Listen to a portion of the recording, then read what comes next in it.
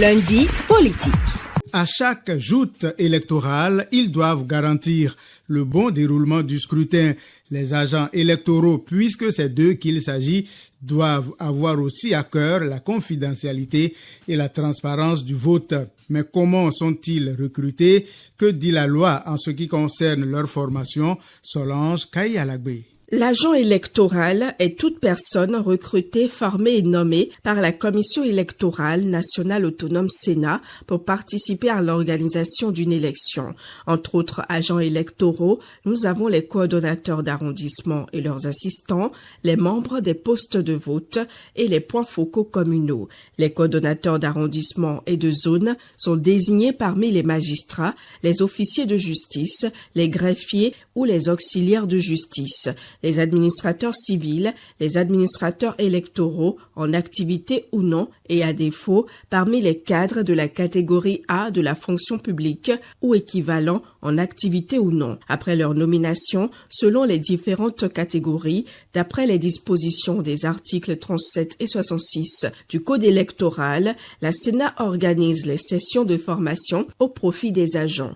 Leur formation prend en compte les amendements apportés au cadre juridique des élections par le législateur, de même que les rôles et les responsabilités des agents électoraux. Ils apprennent aussi les comportements à éviter dans l'exécution de leur mission. Quant au bureau de vote, il est composé d'un président, d'un ou de 2 assesseurs et d'un secrétaire. Ces agents sont chargés de vérifier l'identité des électeurs, de distribuer les bulletins de vote, de veiller au respect du secret du vote et de comptabiliser les suffrages. C'est bien 3 scrutins que prépare la Sénat depuis quelques mois et pour les réussir, la Commission fera appel à des milliers d'agents électoraux sur l'ensemble du territoire. Il faudra les former et bien les former. Par anticipation, la Commission électorale met à disposition la plateforme Sénat e-Learning. Marie-Léa Yemajro. Un choix judicieux, d'après Prosper Adoukonou, le conseiller juridique du parti Foscori pour un Bénin émergent, FCBE.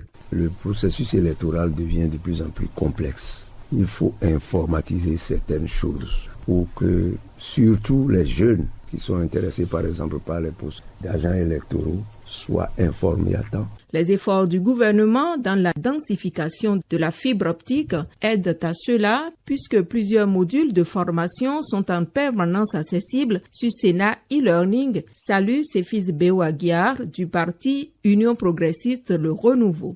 On est dans l'ère de la disponibilité du savoir. Et donc pour peu qu'on se décide à s'approprier l'information, on peut anticiper sur des égarements d'hier, on peut anticiper sur des failles, des erreurs d'hier. Des formations spécifiques ou dédiées et des cours en langue nationale sont par ailleurs accessibles sur inscription via la plateforme Sénat e-Learning. Kama Wassangari est le secrétaire administratif du parti Les Démocrates.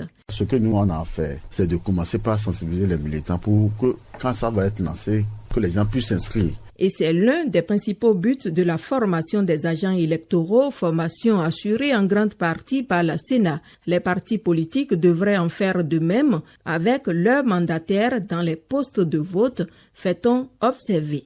La formation des agents électoraux est essentielle pour assurer une bonne tenue des processus électoraux. Il en est de même pour les militants et les délégués des formations politiques. Seulement, il manque un travail de fond au sein des partis politiques sur la connaissance des textes réglementaires relatifs aux élections. C'est le constat de Théodore Olo, juriste, professeur des universités et homme politique. L'ancien président de la Cour constitutionnelle s'est confié à Christian Ganjo. Généralement, les partis ne sont suscités ou ne s'animent que lorsqu'il y a des campagnes électorales. Mais pendant tout ce temps, est-ce qu'au niveau des partis, il y a des structures qui permettent, par exemple, d'étudier la Constitution, d'étudier le code électoral? En la matière, c'est quoi l'idéal? Moi, je me souviens que la Cour constitutionnelle, à la veille des élections, avait l'habitude de rencontrer les candidats, la presse, les organisations de la société civile pour discuter avec eux du contenu du code électoral. Il y a des partis qui n'ont pas de représentants dans les bureaux de vote et qui contestent. Alors il faut leur montrer il faut que vous ayez des observateurs dans ces bureaux de vote. La loi vous donne le droit d'être représenté. Et votre délégué doit rester jusqu'au dépouillement et signer les procès-verbaux. Et s'il y a des anomalies, ils doivent l'inscrire dans les procès-verbaux. Mais professeur Olo, les délégués de ces partis sont-ils formés? Quand j'étais à la Cour constitutionnelle, avec la Sénat, nous faisions cette formation. Non seulement des agents électoraux, mais nous avons dit que nous sommes prêts à le faire pour les délégués des candidats. On a dit, les délégués, vous devez être 2, parce que l'un peut avoir besoin d'aller manger, aller aux toilettes par exemple. S'il est seul délégué, mais il sera absent. Donc il y a ces éléments d'information qui participent de l'éducation. Mais ça ne se fait pas malheureusement.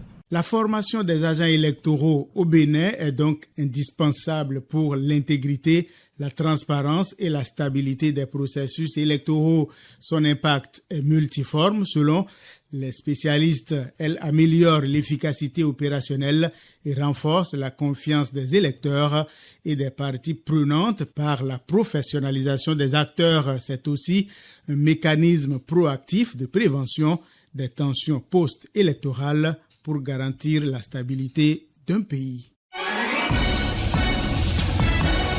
Lundi politique.